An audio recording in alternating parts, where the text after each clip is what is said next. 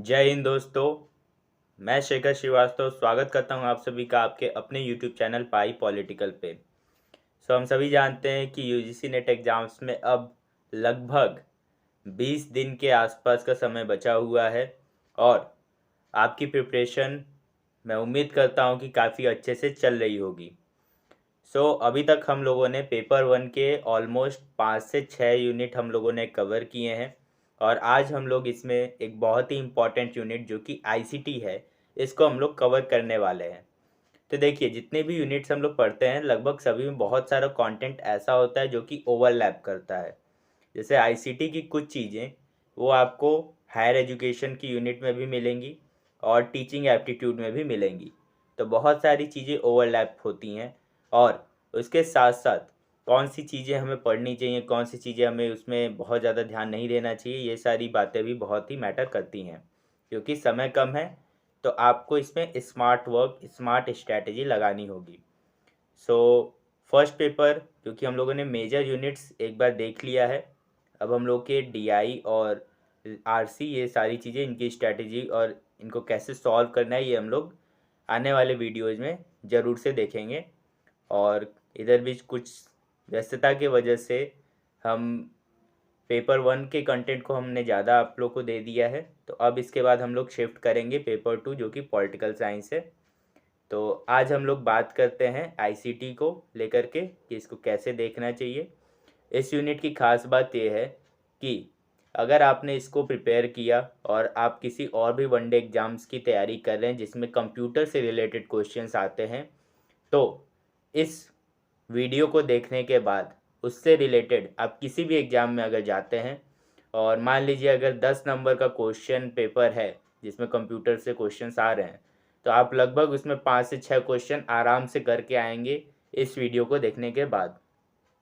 बिना समय गवाए हम लोग आज की इस वीडियो को स्टार्ट करते हैं, इस क्लास को स्टार्ट करते हैं। इसे लास्ट तक ज़रूर देखिएगा और लास्ट में मैं बताऊंगा कि इसकी जो पीडीएफ है इसको आप कैसे ले सकते हैं। ठीक है, तो आइए स्टार्ट करते हैं। तो आज हम लोग यूजीसी नेट पेपर 1 की यूनिट नंबर 8 के बारे में बात करने वाले हैं, जो कि है इंफॉर्मेशन एंड कम्युनिकेशन टेक्नोलॉजी, जिसे शॉर्ट में आईसीटी के नाम से भी जाना जाता है, जिसे हिंदी में हम सूचना और संप्रेषण तकनीक के नाम से जानते हैं। इस यूनिट की खास बात यह है कि आप कोई भी एग्ज़ाम दो, आजकल कंप्यूटर से रिलेटेड क्वेश्चंस आपसे ज़रूर पूछे जाते हैं, आईसीटी से रिलेटेड। तो इसमें से जो बेसिक और मेजर टर्म्स हैं, जो मेजर कॉन्सेप्ट्स हैं, उनको हम लोग डिस्कस करने वाले हैं। इस वीडियो को देखेंगे तो आपको बहुत सारी नई बातें देखने को पता चलेंगी। तो पहले बात आती है आईसीटी होता क्या है। तो आईसीटी को हम कहते हैं कि वो टूल्स जो कि इंफॉर्मेशन को हैंडल करते हैं, मतलब कि सूचना धारण करने वाले उपकरणों को हम आईसीटी के नाम से जानते हैं। आईसीटी दो प्रकार की होती हैं, पहला है आपका ओल्ड आईसीटी टूल्स और दूसरा होता है न्यू आईसीटी टूल्स। तो जो पुराने आईसीटी के टूल्स हैं वो उसमें आपके रेडियो, टीवी, टेलीफोन, ये जितने भी उपकरण थे इनको हम पुराने उपकरणों में, पुराने आईसीटी टूल्स में हम गिन सकते हैं। और जब बात आती है न्यू आईसीटी टूल्स की, तो इसमें हम कंप्यूटर्स, सैटेलाइट, वायरलेस टेक्नोलॉजी और इंटरनेट को शामिल करते हैं।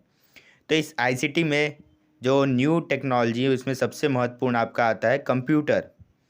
तो समझते हैं कि कंप्यूटर क्या होता है। तो कंप्यूटर लैटिन वर्ड कंप्यूटेयर से निकल करके बना है, जिसका अर्थ होता है टू कैलकुलेट, गणना करना। अगर हम कंप्यूटर के इतिहास की बात करें तो सबसे पहले अबेकस को 1602 ईस्वी में चाइना में इसे खोजा गया, इसे बनाया गया। इसके बाद 1617 में नेपियर बोन्स आता है, जिसे जॉन नेपियर ने बनाया था, जो कि स्कॉटलैंड के रहने वाले थे। और इसके सहायता से संख्याओं की गणना, जो गुणा भाग है, वो आसानी से किया जा सकता था। फिर इसके बाद 1642 में ब्लेज पास्कल ने पास्कलीन का आविष्कार किया, जिसे पहली मैकेनिकल एडिंग मशीन कहा जाता है, जिसके माध्यम से हम एडिशन और सब्ट्रैक्शन, प्लस और माइनस कर सकते थे। इसके बाद 1801 में जेएम जैकार्ड का लूम आता है, जिसे फर्स्ट मैकेनिकल लूम कहा जाता है।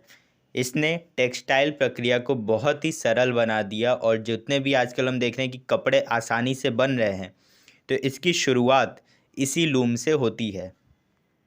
फिर इसके बाद 1837 में चार्ल्स बैबेज ने एनालिटिकल इंजन का आविष्कार किया, जिसे फर्स्ट जनरल पर्पस कंप्यूटर के नाम से जाना जाता है, और इसी के वजह से चार्ल्स बैबेज को फादर ऑफ कंप्यूटर के नाम से जाना जाता है। एनालिटिकल इंजन एक डेसिमल मशीन थी जिसका उपयोग संकेतों और मैग्नीट्यूड के माध्यम से नंबर्स को प्रदर्शित करना होता था। इसके बाद टैबुलेटिंग मशीन आती है, जिसे हरमन हॉलेरिथ ने बनाया था 1890 में, और इसे 1890 के जनगणना सेंसस में भी यूज किया गया था, और इसे फर्स्ट इलेक्ट्रोमैकेनिकल मशीन भी कहा जाता है।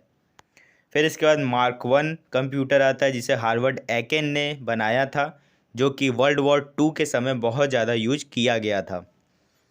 फिर आता है आपका एनियाक 1946 में, जिसे जेपी एकर्ट एंड जेडब्ल्यू मॉकले ने यूएसए के मूरे स्कूल ऑफ इंजीनियरिंग में बनाया था। ये फर्स्ट इलेक्ट्रॉनिक डिजिटल कंप्यूटर का इसको खिताब प्राप्त है। इसके माध्यम से मौसम भविष्यवाणी, परमाणु ऊर्जा गणना और अन्य वैज्ञानिक गणनाएं की जाती थीं। एनियाक बहुत बार एग्जाम्स में पूछा जाता है, तो इसको आप लोग याद रखिएगा कि कहाँ बनाया गया और किसने बनाया और इसका क्या यूज है।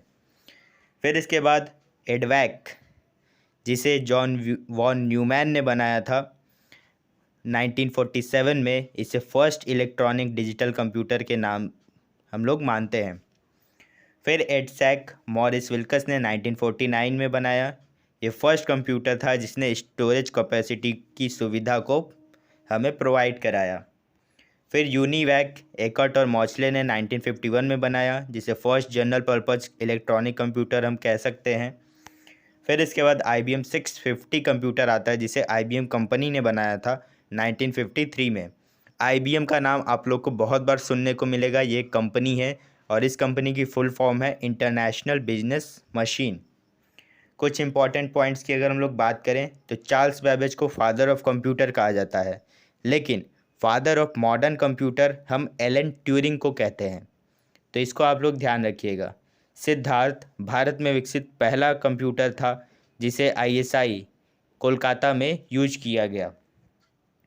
फिर बेल लैबोरेटरी, जिन्होंने ट्रांजिस्टर्स इंटीग्रेटेड सर्किट्स को विकसित किया था, तो क्वेश्चन पूछा जाता है कि ट्रांजिस्टर्स को किस लैब में विकसित किया गया, तो ये बेल लैबोरेटरी में विकसित किया गया था। अब हम लोग बात करते हैं कंप्यूटर्स की पीढ़ियों को लेकर के। इससे बहुत बार क्वेश्चंस पूछे जाते हैं, तो इसको आप लोग ध्यान से देख लीजिएगा। तो फर्स्ट जनरेशन 1940 से 1956 तक माना जाता है, जिसमें वैक्यूम ट्यूब का यूज किया जाता है। इसके अंतर्गत जो मशीनी भाषा यूज होती है बाइनरी नंबर 0 और 1, और इसमें जो ऑपरेटिंग सिस्टम यूज होता है वो बैच ऑपरेटिंग सिस्टम होता है। आपको बैच ऑपरेटिंग सिस्टम क्या होता है इतना डीप में जाने की ज़रूरत नहीं है, बट आपको ये पता होना चाहिए कि कौन सा operating system first generation computers में यूज होता था। इसके एग्जांपल्स हैं आपके एनियाक, यूनिवैक और मार्क 1। तो क्वेश्चंस इनसे भी पूछे जाते हैं कि कौन सा कंप्यूटर किस पीढ़ी से प्रदर्शित करता है। तो UNIVAC, ENIAC, mark 1 first generation computers थे। फिर इसके बाद सेकेंड जनरेशन आती है 1956 टू 63। इसमें ट्रांजिस्टर्स का यूज किया जाता है, इसमें लैंग्वेज असेंबली लैंग्वेज का यूज होता है, और इसमें जो ऑपरेटिंग सिस्टम होता है वो टाइम शेयरिंग ऑपरेटिंग सिस्टम और मल्टीटास्किंग ऑपरेटिंग सिस्टम होता है। इसे बेसिकली कॉमर्शियल प्रोडक्शन के लिए यूज किया जाता था। इसके एग्जांपल्स है आपके PDP-8 computers and IBM 1401 computers. फिर आपकी थर्ड जनरेशन आती है 1964 टू 71, जिसमें इंटीग्रेटेड सर्किट्स का यूज होता है। इसमें हाई लेवल लैंग्वेजेस का यूज होता है, जैसे फोर्ट्रान, कोबॉल, एल्गोल, इन सभी के बारे में हम लोग आगे डिस्कस करेंगे। और इसमें जो ऑपरेटिंग सिस्टम यूज होता है वो real time operating system use होता है। इसके अंतर्गत DBMS आता है, डेटाबेस मैनेजमेंट सिस्टम। इसमें जो कंप्यूटर्स यूज हुए वो NCR 395 और B6500 आते हैं। इसके बाद आता है आपका फोर्थ जनरेशन, जो कि 1971 से लेकर के वर्तमान तक है। इसमें लार्ज इंटीग्रेटेड सर्किट्स का यूज होता है, और इसमें जो लैंग्वेजेस यूज होती है वो पास्कल, ADA, कोबॉल 74 और पोर्ट्रान 4 होते हैं। और इसमें जो ऑपरेटिंग सिस्टम यूज होता है वो टाइम शेयरिंग होता है।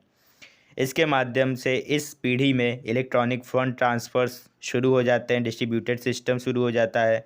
इसके एग्जांपल्स है इंटेल 4004 चिप एंड मैकिनटॉश। इसके बाद आता है आपके 5th जनरेशन, जो कि वर्तमान से लेकर के भविष्य तक की पीढ़ी है। इसमें super large scale integrated circuits use होते हैं और इसमें knowledge information processing system use होता है।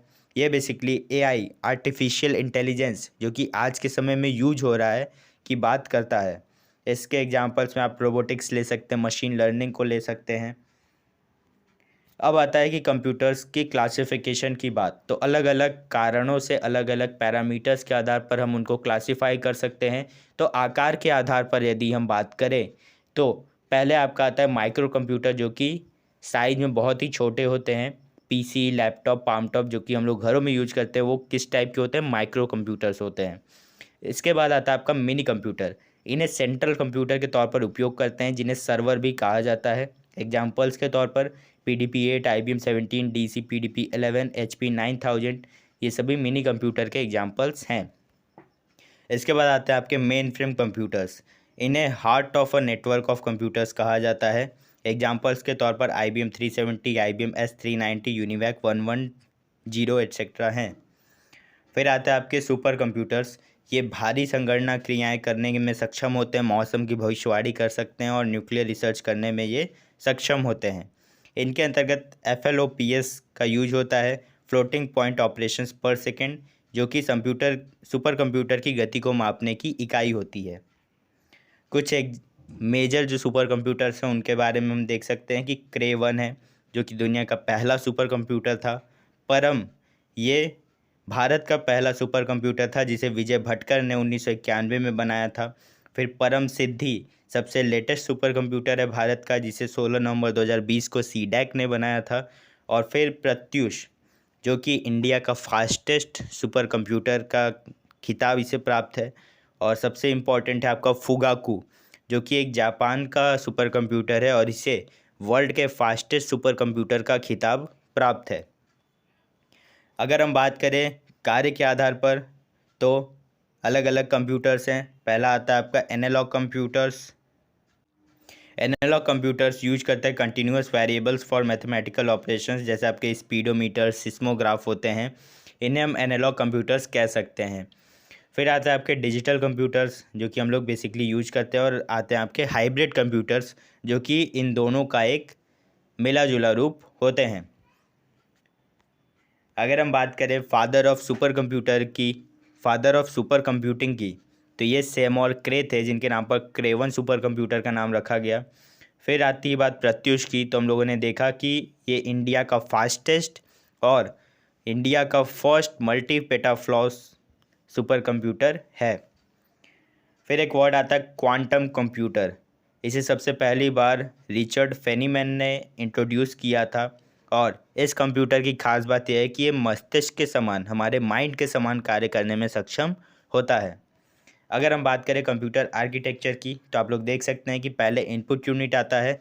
हम कोई भी डेटा इनपुट करते हैं, इनपुट डिवाइसेस के माध्यम से कंप्यूटर में भेजते हैं, जो कि इनपुट यूनिट के अंतर्गत आपके कीबोर्ड हो गए, माउस हो गए, जितने भी इनपुट डिवाइसेस हैं। फिर जब हमने उस डेटा को भेजा, उस डेटा को एंटर किया, तो वो CPU में जाता है। CPU में आपके अलग अलग पार्ट्स होते हैं। CU होता है, control unit, ALU, arithmetic logical unit और मेन मेमोरी होते हैं। फिर इसके बाद जब उसके अंतर्गत डेटा की प्रोसेसिंग होती है, तो कुछ इन्फॉर्मेशन आता है, कुछ रिजल्ट का कुछ प्रोसेस्ड होता है। तो वो जो रिजल्ट है वो हमें आउटपुट यूनिट्स के थ्रू प्राप्त होता है, जिन्हें हम आउटपुट डिवाइस भी कह सकते हैं, जिसमें आपके मॉनिटर, प्रिंटर, प्लॉटर ये सभी आते हैं। फिर आप लोग देख सकते हैं सेकेंडरी स्टोरेज है। तो जो आप लोग पेन ड्राइव, मेमोरी कार्ड लगाते हैं, उसे हम सेकेंडरी स्टोरेज कह सकते हैं। तो ये एक बेसिक आर्किटेक्चर होता है आपके कंप्यूटर्स का। अगर हम बात करें इन कंपोनेंट्स के बारे में अलग से, तो सबसे पहला आता है आपका इनपुट यूनिट। इसमें यूजर इसके द्वारा सूचना या डेटा को कंप्यूटर में फीड करता है। आउटपुट यूनिट के अंतर्गत प्रोसेस्ड रिजल्ट को कंप्यूटर द्वारा यूजर को प्राप्त होता है। CPU, सेंट्रल प्रोसेसिंग यूनिट, इसे कंप्यूटर का दिमाग भी कहा जाता है। CPU को फैब्रिकेट किया जाता है एज अ सिंगल IC, एक सिंगल इंटीग्रेटेड सर्किट के तौर पर CPU को माना जाता है, और इसीलिए CPU को माइक्रो प्रोसेसर के तौर पर भी जाना जाता है। अगर हम बात करें ALU की, जो कि CPU का एक पार्ट है, अर्थमेटिक लॉजिकल यूनिट, इसके अंतर्गत गणितीय व तार्किक संक्रियाएँ होती हैं, arithmetic operations and logical operations, और इसके अलावा इसमें shifting operation and comparison operations भी होते हैं। तो अर्थमेटिक ऑपरेशंस के अंतर्गत आप लोग देख सकते हैं कि प्लस माइनस मल्टीप्लाई डिवाइड ये सभी होते हैं। लॉजिकल के अंतर्गत एंड नॉट और XOR जैसे लॉजिकल ऑपरेशंस इसमें ऑपरेट हम कर सकते हैं। इसके अलावा बिट शिफ्टिंग ऑपरेशंस के अंतर्गत हम किसी भी वर्ड को शिफ्ट कर सकते हैं, लेफ़्ट राइट कर सकते हैं।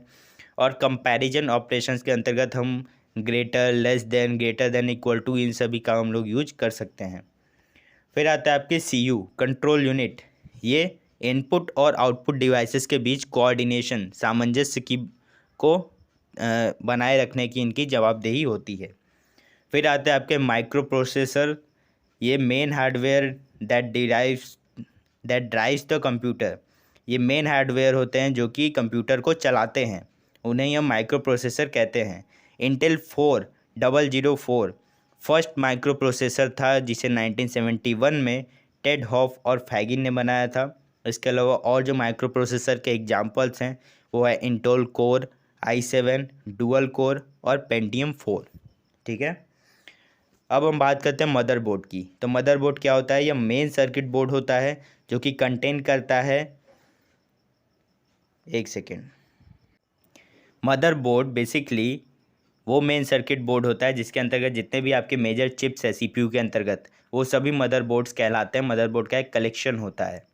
ठीक है, इसके अगर हम कंपोनेंट्स की बात करें तो इसमें आपका CMOS बैटरी होता है, BIOS चिप होता है, एक फ़ैन लगा होता है, एक्सपेंशन स्लॉट्स लगे होते हैं, SMPS होता है, PCI स्लॉट होते हैं, प्रोसेसर चिप्स होते हैं, बसेस होते हैं।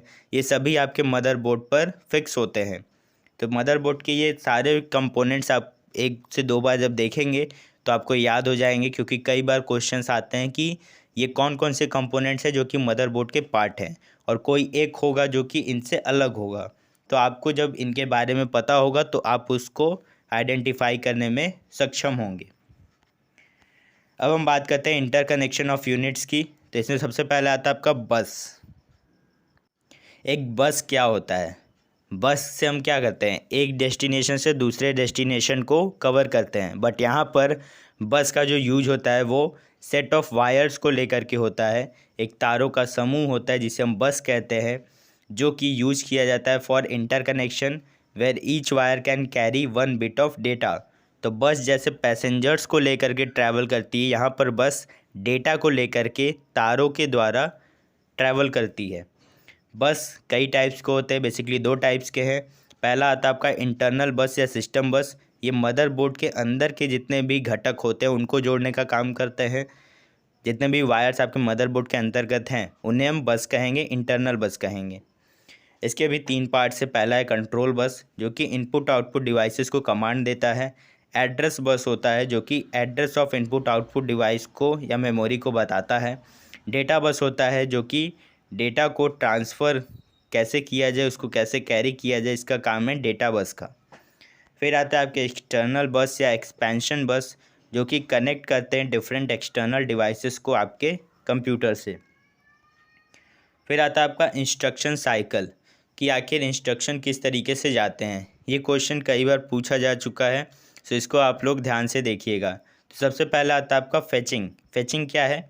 फेचिंग होता है fetching instruction from the memory से इंस्ट्रक्शंस को फेच किया जाता है। फिर इसके बाद डिकोडिंग इंस्ट्रक्शन फॉर ऑपरेशन, जो भी इंस्ट्रक्शन है उसको डिकोड किया जाता है, उसको ब्रेक किया जाता है।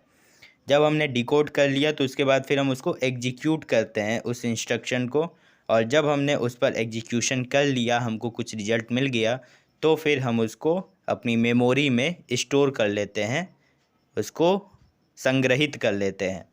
तो fetching, decoding, executing and storing, ये 4 प्रोसेस हैं। इनका क्रम याद होना चाहिए। पहले आएगा फेचिंग, फिर आएगा डिकोडिंग, फिर आएगा एग्जीक्यूटिंग, उसके बाद आएगा स्टोरिंग। तो आपसे एक क्रम पूछा जाता है, इससे ज़्यादा डीप में नहीं जाता है। अब कुछ इंपॉर्टेंट टर्म्स है, जैसे कि आपका UPS, uninterruptible power supply. UPS power supply के लिए यूज होता है कंप्यूटर्स में। फिर आपका आता है PCB, प्रिंटेड सर्किट बोर्ड। उसके बाद आता है आपकी यूएसबी, यूनिवर्सल सीरियल बस। तो इनकी फुल फॉर्म्स पूछी जाती हैं, तो इनको आप लोग ध्यान रखिएगा।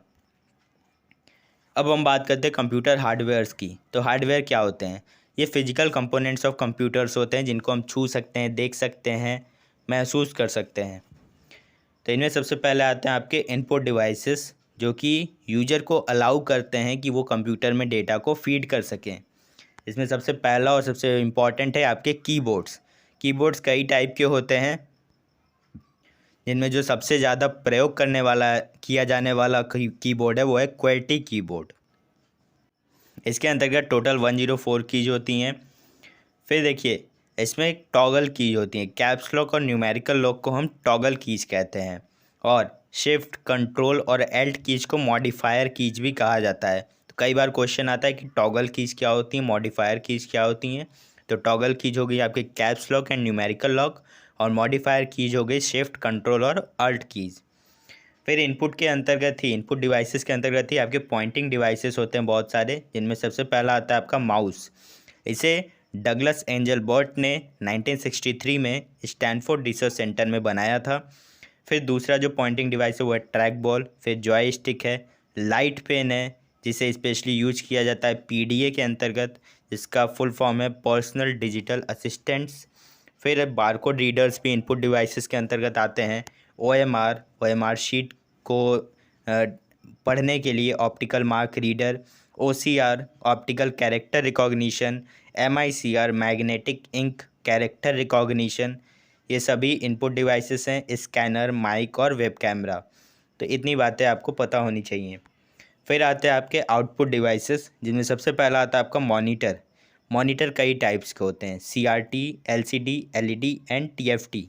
इन सभी की फुल फॉर्म आपको पता होनी चाहिए। CRT cathode ray tube, LCD liquid crystal display, LED light emitting diode and TFT thin film transistors. इसके अलावा स्पीकर, हेडफोन्स, प्रिंटर और प्रोजेक्टर भी आपके आउटपुट डिवाइसेस के अंतर्गत आते हैं। फिर यदि हम प्रिंटर्स की बात करें तो दो टाइप्स के प्रिंटर्स होते हैं, एक होता है इम्पैक्ट प्रिंटर और दूसरा होता है नॉन इम्पैक्ट प्रिंटर। तो वर्ड से समझ सकते हैं कि इम्पैक्ट का मतलब है कि जब वो कागज़ के साथ उस पर इम्पैक्ट करते हुए उसको ऊपर अपने इम्प्रेशंस छोड़ते हुए जब आता है तो इम्पैक्ट प्रिंटर, और नॉन इम्पैक्ट में वो उससे फिजिकली टच में बहुत ज़्यादा नहीं आता है, तो नॉन इम्पैक्ट। तो इम्पैक्ट के अंतर्गत आपके dot matrix printer, Daisy wheel printer, line printer और ड्रम प्रिंटर आते हैं। और नॉन इम्पैक्ट प्रिंटर के अंतर्गत आपका इंकजेट, थर्मल, लेजर, इलेक्ट्रोमैग्नेटिक और इलेक्ट्रोस्टैटिक प्रिंटर्स आते हैं। फर्स्ट 3D प्रिंटर 1984 में आया था, जिसे चक हल ने दिया था। 3D प्रिंटर्स से हम जितनी भी रियल चीज़ें हैं उनको हूबहू प्रिंट कर सकते हैं। फिर आते हैं कंप्यूटर मेमोरी पर। तो इसमें सबसे पहला आता है आपका primary memory. Primary memory basically दो टाइप्स के होते हैं, जो कि रैम और रोम है। रैम का फुल फॉर्म है रैंडम एक्सेस मेमोरी, जो कि एक टेम्पररी स्टोरेज प्रोवाइड कराता है। इसके दो पार्ट्स होते हैं, डी रैम और एस रैम। डी रैम से क्या हुआ, डायनेमिक रैम, और एस रैम से हो गया स्टैटिक रैम। फिर आता है आपका रोम, रीड ओनली मेमोरी। ये परमानेंट स्टोरेज होते हैं। इसके आपके तीन पार्ट्स हैं। पहला है पी रोम, जो कि प्रोग्रामेबल रोम। फिर है E P ROM, erasable programmable रोम। फिर है double E P ROM, electrically erasable programmable रोम। तो इनके बारे में आपको पता होना चाहिए। फिर कुछ और भी मेमोरीज है जिनको हम प्राइमरी मेमोरी के अंतर्गत गिन सकते हैं, जो कि आपका कैचे मेमोरी है, जो कि हम लोग अपने फ़ोन्स में देखते हैं, कैचे मेमोरी। फिर आपका आता है फ्लैश मेमोरी, वो मेमोरी जो कि हम लोग, जैसे फ्लैश लाइट होती है आपके स्मार्टफोन्स में, तो वो कैसे याद है उसको, कुछ मेमोरी उसमें होगी। तो वो जो कुछ सेकंड्स के लिए जो मेमोरी की यूज होती है उसको हम फ्लैश मेमोरी कहते हैं। फिर आपका आता है वर्चुअल मेमोरी। तो ये हो गया आपके प्राइमरी मेमोरी के टाइप्स। फिर आता है आपके सेकेंडरी मेमोरी। तो पहला आता है आपका मैग्नेटिक स्टोरेज, जिसके अंतर्गत आपके हार्ड डिस्क ड्राइव आती हैं, फ्लॉपी डिस्क होती है और मैग्नेटिक टेप पाए जाते हैं। फिर ऑप्टिकल स्टोरेज होते हैं, जिसमें सीडी, डीवीडी और ब्लूरे डिस्क होते हैं। तो सीडी का फुल फॉर्म है कॉम्पैक्ट डिस्क और डीवीडी का फुल फॉर्म है डिजिटल वीडियो डिस्क। फिर थर्ड है आपका सॉलिड स्टेट स्टोरेज, जो इसमें आपके पेन ड्राइव और फ्लैश ड्राइव आते हैं और मेमोरी कार्ड्स भी आते हैं। हार्डवेयर की बात हम लोगों ने कर ली, अब हम बात करते हैं कंप्यूटर सॉफ्टवेयर्स की। तो पहला आता है आपका system software. System software basically user और कंप्यूटर को जोड़ने का कार्य करते हैं। इसमें पहला आता है आपका ऑपरेटिंग सिस्टम ओएस, जिसमें आपके M S DOS, Windows XP 2098 आते हैं, यूनिक्स आता है। फिर आपका डिवाइस ड्राइवर्स होते हैं और लैंग्वेज ट्रांसलेटर्स होते हैं। तो ये सभी सिस्टम सॉफ्टवेयर के डिफरेंट डिफरेंट टाइप्स हैं। फिर आता है आपके एप्लीकेशन सॉफ्टवेयर्स। ये बेसिकली विशिष्ट कार्यों के लिए बनाए जाते हैं।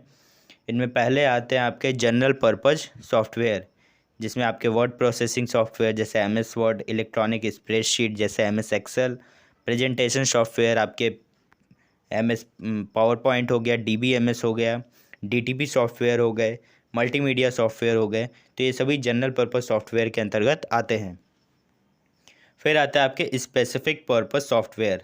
इनमें आपका इन्वेंट्री मैनेजमेंट सिस्टम हो गया, पेरोल मैनेजमेंट सिस्टम हो गया, hotel management system, accounting software, billing system, ये सभी स्पेसिफिक पर्पस सॉफ्टवेयर के अंतर्गत आते हैं। अब हम बात करते हैं कुछ इम्पॉर्टेंट प्रोग्रामिंग लैंग्वेजेस के बारे में। तो प्रोग्रामिंग लैंग्वेजेस 3 टाइप्स की होती हैं, लो लेवल, मीडियम लेवल और high level languages. Low level के 2 टाइप्स हैं, machine language and assembly language. तो इनके बारे में बहुत ज़्यादा डीप जाने की ज़रूरत नहीं है, बट आपको लो लेवल के 2 टाइप्स हैं, ये आपको पता होना चाहिए। अब कुछ इंपॉर्टेंट लैंग्वेजेस है जो कब बने, किसके द्वारा इनको बनाया गया, इसके बारे में आपको पता होना चाहिए। तो इनको अब हम लोग देखते हैं। तो पहला आता है आपका फोर्ट्रॉन। इसका फुल फॉर्म है फॉर्मूला ट्रांसलेशन। 1957 में इसे आईबीएम ने बनाया था। एल्गोल एल्गोरिथमिक लैंग्वेज 1958 में अमेरिकन साइंटिस्ट द्वारा बनाया गया था। LISP लिस्ट प्रोसेसिंग है, 1958 में इसे जॉन मैककार्थी ने बनाया था। और कोबॉल है कॉमन बिजनेस ओरिएंटेड लैंग्वेज, इसे 1959 में गैर्स हॉपर ने बनाया था। बेसिक फुल फॉर्म है beginners all purpose symbolic instruction code, इसे 1964 में J.G. कैमेनी and E. कर्ट्ज ने क्रिएट किया था। फिर पास्कल 1970 में निकोलस विर्थ ने बनाया था, जो कि शिक्षा के क्षेत्र में यूज होता है। सी लैंग्वेज 1972 में डेनिस रिची ने बनाया था एट बेल लैब्स के अंतर्गत सी लैंग्वेज को डेनिस रिची ने बनाया था 1972 में। कई बार पूछा गया है। C++ लैंग्वेज 1985 में बिपॉन स्ट्रॉस्ट्रप ने बेल लैब्स में बनाया था। पाइथन को 1991 में गुइडो वैन रॉसम ने बनाया था। पाइथन बेसिकली मोबाइल एप्लीकेशंस को बनाने में ज़्यादातर यूज होता है। जावा 1995 में जेम्स गॉसलिंग ने बनाया था, जो कि इंटरनेट ओरिएंटेड प्रोग्रामिंग को करने में हमको इजी लैंग्वेज पड़ती है।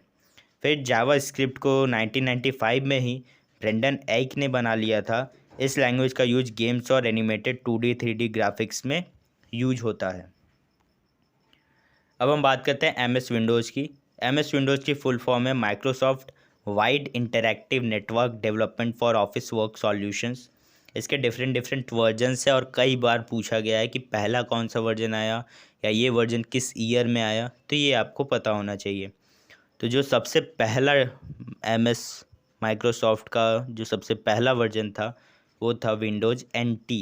NT का मतलब है न्यू टेक्नोलॉजी, जो कि जुलाई 1993 में आती है। फिर अगस्त 1995 में विंडोज़ 95 और 1998 में विंडोज़ 98 आता है। फिर जून 2000 में विंडोज़ ME आता है, मिलेनियम एडिशन। अक्टूबर 2001 में विंडोज़ XP आता है। जनवरी 2007 में Windows Vista.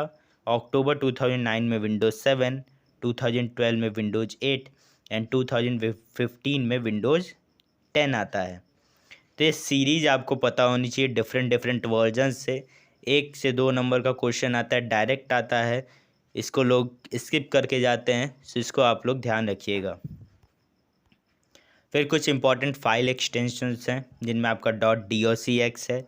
MS word document की जितनी भी फाइल्स हैं उनके लिए यूज होता है। .rtf वर्डपैड डॉक्यूमेंट्स के लिए यूज होता है। .txt नोटपैड के लिए यूज होता है। .eml ईमेल फाइल्स के एक्सटेंशन के तौर पर यूज होता है। .xls MS एक्सेल फाइल्स के लिए और .pptx MS पावर पॉइंट में यूज होता है। अब हम बात करते हैं कंप्यूटर नेटवर्क्स या इंटरनेट की। तो दो या दो से ज़्यादा कंप्यूटरों का सूचना या आदान प्रदान हेतु आपस में जुड़ना ही नेटवर्क कहलाता है। ARPANET advanced research projects agency network सबसे पहला नेटवर्क था जिसे विंडसर्फ ने क्रिएट किया था 1969 में। कंप्यूटर नेटवर्क्स के डिफरेंट टाइप्स होते हैं, जिनमें मेजर टाइप्स आपके लैन, वैन, मैन और पैन। इनके फुल फॉर्म्स को आप लोग देख सकते हैं और इनका जो क्रम है वो कम से ज़्यादा की ओर बढ़ रहा है। तो लैन आता है, फिर वैन आता है, फिर मैन और पैन आते हैं। ठीक है, इसको आप लोग अलग अलग तरीक़ों से समझ सकते हैं कि लैन के अंतर्गत 1 किलोमीटर रेंज के भीतर, वैन के अंतर्गत आपका जो इंटरनेट हम यूज करते हैं वो हो सकता है, मैन के अंतर्गत कोई एक बड़ा टाउन हो गया, उससे रिलेटेड जितने भी कंप्यूटर्स हैं उनका एक नेटवर्क, और पैन के अंतर्गत एक पर्सनल एरिया नेटवर्क की हम बात करते हैं। फिर आता है आपका नेटवर्क टोपोलॉजी, मतलब कि जो भी, इसको हम ऐसे समझ सकते हैं कि बहुत सारे कंप्यूटर्स किसी न किसी सर्वर से जुड़े होते हैं, किसी न किसी सेंट्रल कंप्यूटर से जुड़े होते हैं। तो उनके जुड़ने का जो क्रम होता है, जुड़ने की जो डिफरेंट डिफरेंट टाइप्स होते हैं, उन्हीं को हम टोपोलॉजी कहते हैं। तो सबसे पहला है आपका बस टोपोलॉजी। तो इसमें आपके जितने भी कंप्यूटर्स होते हैं, जिनको कि हम नोड कहते हैं, वो एक सीधी लाइन में जुड़े होते हैं आपके राउटर से, मतलब कि एक सिंगल केबल गई है और उसी से बहुत सारे आपके कंप्यूटर्स जुड़े हुए हैं। फिर आता है आपका स्टार टोपोलॉजी। इसमें एक सेंट्रल हब होता है और उसके थ्रू आपके सभी जितने भी कंप्यूटर्स हैं वो कनेक्टेड होते हैं। तो इसमें दिक्कत ये होती है कि अगर हब आपका फेल हो गया, मेन कंप्यूटर अगर फेल हो गया, तो सारे जितने भी उससे कनेक्टेड कंप्यूटर्स हैं वो भी फेल हो जाएंगे। फिर रिंग टोपोलॉजी आती है, जिसमें सभी एक सर्किल में बना करके सभी एक दूसरे से जुड़े होते हैं। तो इनको हम रिंग टोपोलॉजी या सर्कुलर टोपोलॉजी भी कहते हैं। इसके बाद आता है आपका मेश टोपोलॉजी, जिसमें हर यूनिट, हर जितने भी आपके कंपोनेंट्स हैं वो एक दूसरे से जुड़े रहते हैं, और अगर कोई भी एक कंप्यूटर मान लीजिए ख़राब हो जाता है, तो बाकी जितने भी आपके कंप्यूटर्स हैं उन पर प्रभाव उतना नहीं पड़ेगा, क्योंकि वो आपस में एक दूसरे से जुड़े हुए हैं। तो मेश टोपोलॉजी को सबसे बेस्ट माना जाता है अपने नेटवर्किंग के क्षेत्र में। फिर आपके आते हैं ट्री टोपोलॉजी, जिसमें एक मेन सर्वर होता है, फिर उससे अलग अलग ब्रांचेस, जैसे ट्री की अलग अलग ब्रांचेस होती हैं वैसे वो निकली रहती हैं। तो ये कुछ बेसिकली 5 टाइप के टोपोलॉजीज़ हैं जो कि आपसे पूछे जाते हैं। तो इनको आप लोग ध्यान से देखेंगे तो आपसे क्वेश्चन किसी भी तरीके से पूछेगा तो आप उसका आंसर कर सकते हैं। अब हम बात करते हैं इंटरनेट की। तो इंटरनेट क्या है? A world wide global system of interconnected computer networks, जिसे हम इंटरनेट कहते हैं। Every computer in internet is identified by a unique IP address. IP address क्या है? A unique set of numbers, जो कि किसी भी कंप्यूटर की लोकेशंस को बताता है। लोवेस्ट आईपी एड्रेस की बात करें तो 0.0.0.0 होता है, और हाईएस्ट आईपी एड्रेस की बात करें तो 255.255.255.255। तो देखिए आईपी एड्रेस कितने पॉइंट्स का है? 4 पॉइंट्स का ही है। तो कई बार क्वेश्चन पूछा जाता है, आपको आईपी एड्रेस का एक एग्जांपल दिया जाएगा और उसमें 4 की बजाय 5, तो किसी में 3, किसी में 2, इस तरीके से होगा। तो हमेशा 4 डॉट्स ही होते हैं, और मतलब कि 4 आपके 4 ही एड्रेस होंगे। 0.0.0.0 4 जीरो ही होने चाहिए, उसी के आसपास होगा, 5 या 6 नहीं होते हैं। तो इसको आप लोग ध्यान रखिएगा। अब आते हैं software requirement for the internet. तो अलग अलग रिक्वायरमेंट्स होती हैं जिनमें आपका अलग अलग प्रोटोकॉल्स होते हैं जिनको फॉलो करना होता है। तो HTTP hyper text transfer protocol होता है, IMAP internet message access protocol, FTP file transfer protocol, SMTP simple mail transfer protocol, and HTML hyper text markup language. तो देखिए इन सभी के बारे में बहुत डिटेल तो नहीं, बट आपको इनकी फुल फॉर्म्स ज़रूर याद होनी चाहिए, क्योंकि फुल फॉर्म्स बहुत बार पूछी जाती हैं। अगर हम कुछ डिजिटल इनिशिएटिव्स की बात करें हायर एजुकेशन के अंतर्गत, तो उनमें सबसे पहला आता है आपका NPTEL, जिसे हम लोगों ने हायर एजुकेशन की जो अपनी वीडियो थी उसमें हम लोगों ने इसके बारे में पढ़ा था। स्वयं प्रभा, NAD, ई-शोध सिंधु, बृहस्पति, इन सभी के बारे में हम लोगों ने हायर एजुकेशन सिस्टम का जो हम लोगों ने वीडियो देखा, कवर किया था, उसमें हम लोगों ने सारी चीज़ें पढ़ी थी। तो इतनी बातें आपको ICT में पता होनी चाहिए।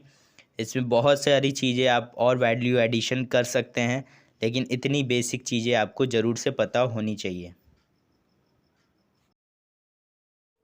आई होप आपको ये वीडियो अच्छी लगी होगी। अगर आपको इस पीडीएफ की, ये जो मैंने बताया है, अगर इसकी आपको पीडीएफ चाहिए तो आप टेलीग्राम चैनल ज्वाइन कर सकते हैं।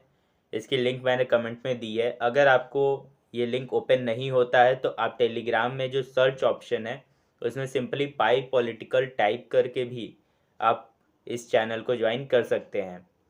और कोई भी क्वेरी हो, कोई भी आपको स्ट्रैटेजी को लेकर के या क्या चीज़ें पढ़नी चाहिए क्या नहीं, या कोई भी डाउट हो तो आप कमेंट करके ज़रूर से पूछ सकते हैं। सो इस वीडियो को देखने के लिए आप सभी का बहुत बहुत शुक्रिया। Thank you so much.